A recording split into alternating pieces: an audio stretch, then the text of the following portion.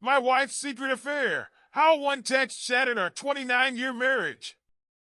The moment I found out my wife of 29 years was cheating, it felt like my heart was ripped out and set on fire. It wasn't some cliché, dramatic scene with screaming or throwing dishes. No, it all began with a simple, unsuspecting text notification on her phone while she was in the shower. One message changed everything. You see, I'd just been trying to be a good husband, thinking maybe one of our daughters, Maddie or Alice, was confirming the time for their girls' dinner that night. But instead, the message that popped up made my blood run cold. It was from an unsaved number, and it read, "I can't wait to see you," followed by a kissing emoji. My mind went blank. My hands started shaking. For a second, I tried to convince myself it was innocent. But curiosity, dread, and a sinking feeling in my gut pushed me to open that thread. What I found shattered everything I thought I knew about my life. My wife had been planning dinner, but not with our daughters. No, she was meeting someone else, someone who wasn't me, and they were making plans to spend more time together because once a week just isn't enough. I knew right then and there, 29 years of marriage, 2 beautiful daughters, a lifetime built together, all crumbling in front of me. But it only got worse. What came next would leave me feeling utterly betrayed not just by my wife but by my own family. Let me tell you how it all unraveled. The moment I saw that notification pop up on my wife's phone, my entire world splintered. One text. Just a stupid, innocent text. My heart raced as I reached for her phone, my hand trembling. A part of me was already screaming not to do it, to stop, but curiosity, or perhaps dread, pushed me forward. I thought it might be one of our daughters, Maddie or Alice, confirming their girls' dinner plans. I had no idea that what I was about to find would rip apart everything I'd spent the past 29 years building. The message was from an unsaved number, reading, "I can't wait to see you," followed by a kissing emoji.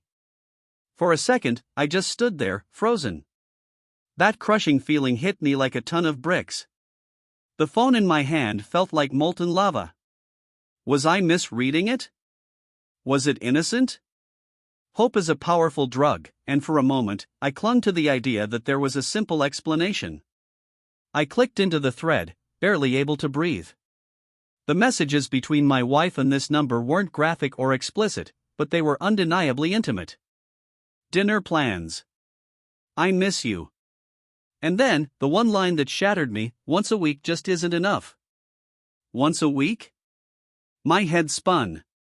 How long had this been going on? How could she look me in the eye every day, share a bed with me, raise our family, and yet, do this? I tried to think rationally, to put the pieces together. We had a beautiful family, or so I thought. Our eldest daughter, Alice, always had a strong bond with her mom. A mama's girl, we used to tease her. She would spend hours in the kitchen with her mother, baking, gossiping, sharing secrets. Alice was about to get married, and I'd been so proud to cover most of the costs for her dream wedding. Our youngest, Maddie, was always my sidekick. A daddy's girl through and through, she'd light up at every joke I made, always finding comfort in my presence. I wanted to catch my wife in a lie.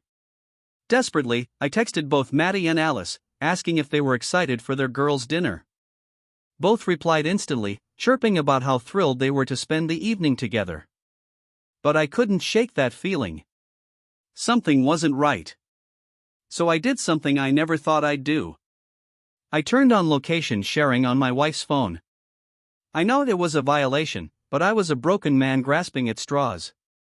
I let her leave and followed her, adrenaline pumping through my veins. I wanted, so badly, to be wrong. But I wasn't. At the restaurant, neither Maddie nor Alice were there. Instead, it was my wife's boss, a man I'd seen at company parties and had even exchanged friendly banter with over the years.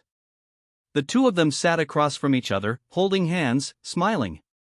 I watched in stunned disbelief as they kissed, my heart shattering into a million pieces. Part of me wanted to march in there, to demand answers, but instead, I snapped pictures of their embrace, feeling nauseous.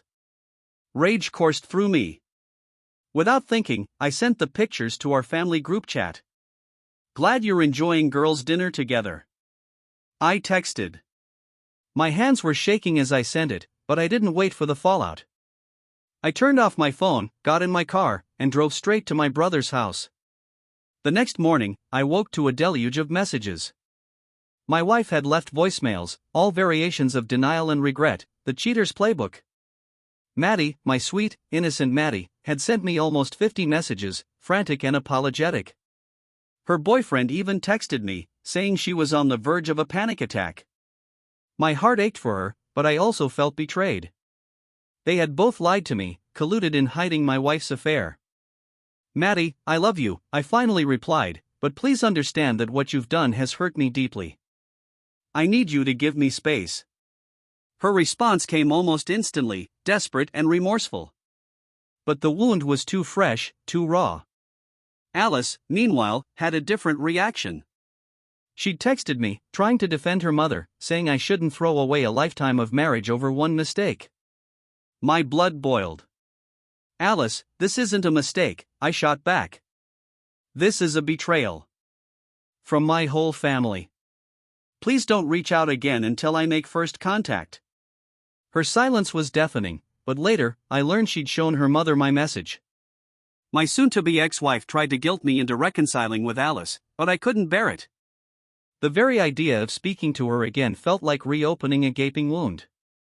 The truth is, we weren't a perfect family.